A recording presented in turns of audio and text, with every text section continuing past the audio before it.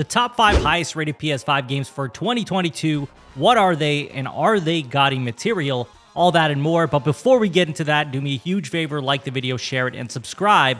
It truly goes a long way to get more eyes on the video, and I appreciate it a ton. Starting with number 5, Uncharted Legacy of Thieves Collection.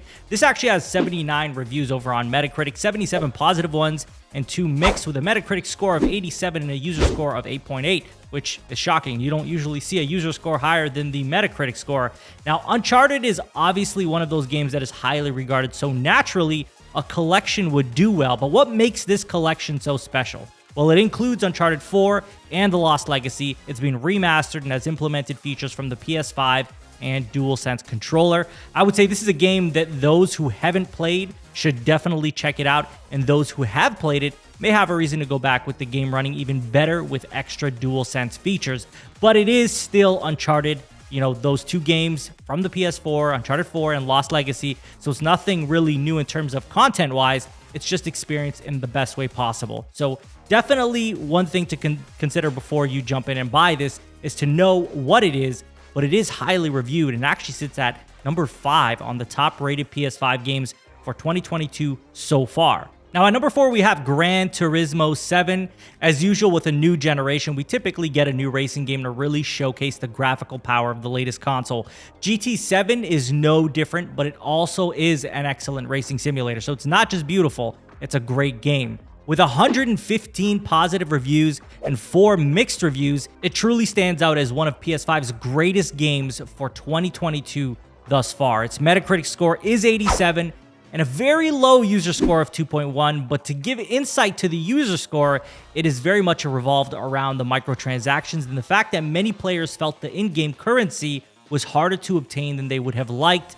Outside of the controversy with the microtransactions, the game is very well received, as it should be, because it's a quality game, and they have actually done a lot to improve the in-game currency, making it a little bit easier to obtain. So definitely that has done some good, but a good game overall. The foundation of GT7 is very, very good. Gran Turismo 7 takes advantage of the PS5's power and speed while also delivering on great DualSense features and 3D audio. And that 3D audio really does something, especially the DualSense features.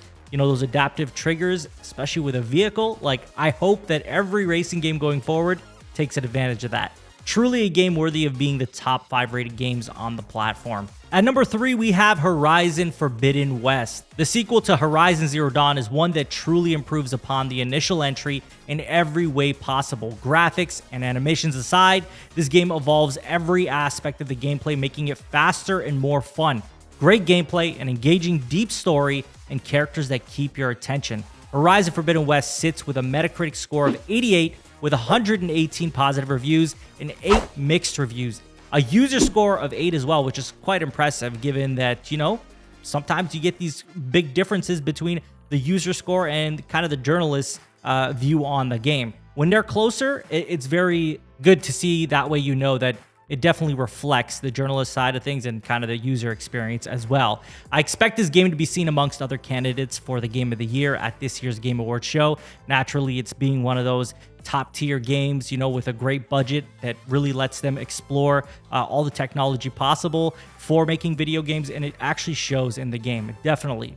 Graphics and animations, top notch, one of the most beautiful games out to date. At number 2, we have The Last of Us Part 1. Number 2 on this list is a very controversial one, as there were many debates on this remake even existing. The Last of Us remake, while some felt it was unnecessary, it does still end up being a beautiful game that still truly stands the test of time in its gameplay. It has a Metacritic score of 89 with 106 positive reviews and 6 mixed reviews. The user score is much lower, sitting at a 6. So the reason for that, again, is that some people felt it was completely unnecessary, and especially the price tag that came with it was a controversy in itself. But I feel personally the game is exceptional, especially because it just always has been. But I would exempt this from being GOTY just for the fact that it's a remake. I feel like remakes should not be in the category for Game of the Year, because it's already a game that's been, like, especially if people loved it, right? It's not fair. I'd rather give GOTY to a new experience, a new game. But that's just my opinion, and you may feel differently, and I'd love to hear that in the comments. Now at number 1, Elden Ring. This one really shouldn't come as a surprise considering it took the gaming world over. We had casual gamers who would never touch a Souls game pick this up because of all the hype. Elden Ring is a masterpiece in many ways, the gameplay being the biggest pillar that holds up, making it a masterpiece in the first place. The world and its characters are more engaging than any other FromSoft game I have personally ever played. The music is also excellent, achieving levels equivalent to some of the greatest games of all time. This game is the highest reviewed game this year across every single platform, sitting at a 96 Metacritic score, 84 positive reviews, no mixed, no negative.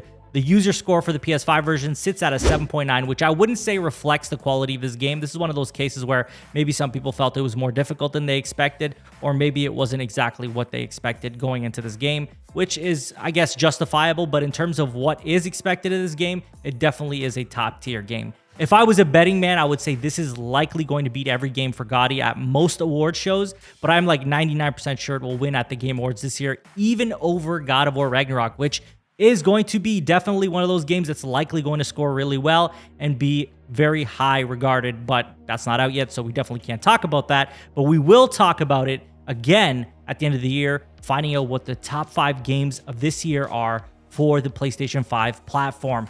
So until the end of the year, when we finally find out what the top rated PS5 games are, this is where it stands right now. Let me know what you think. What do you think is going to end up being the top 5 rated games for the PlayStation 5? What's your top 5 rated games? Who cares what everyone else thinks? I want to hear what your thoughts are. What would you put on the top 5 games for 2022 so far?